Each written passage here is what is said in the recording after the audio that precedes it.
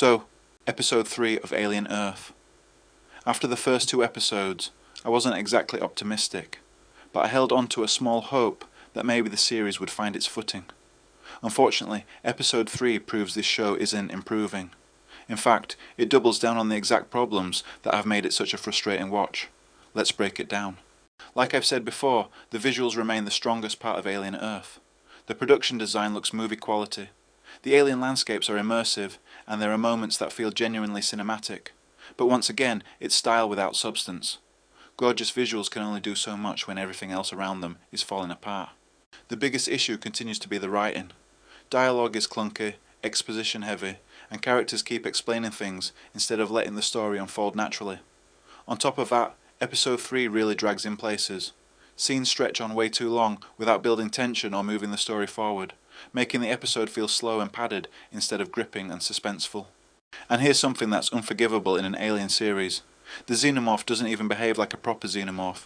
The franchise has always treated these creatures as terrifying, calculated predators, unstoppable forces of nature. But in episode 3, the creature feels inconsistent, sometimes oddly tame, other times strangely ineffective.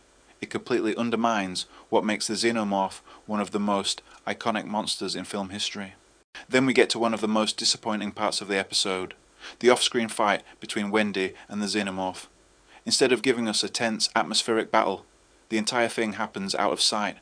It's underwhelming, pointless, and adds nothing to the show. And then there's Hermit's scene.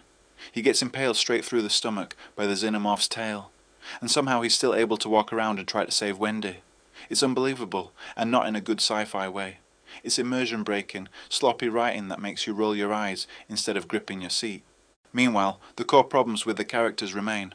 There are still too many of them, most are shallow, and their decisions feel forced rather than natural.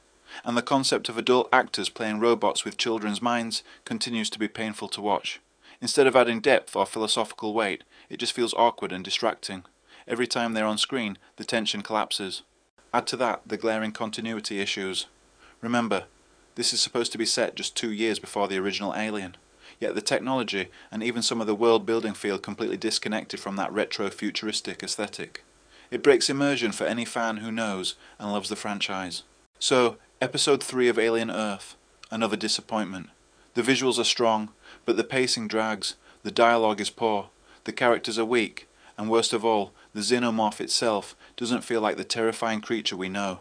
With underwhelming scenes like the off-screen Wendy fight, immersion-breaking nonsense like Hermit surviving a tail spike, and creative choices that just don't work, the show feels more and more like a confused mess.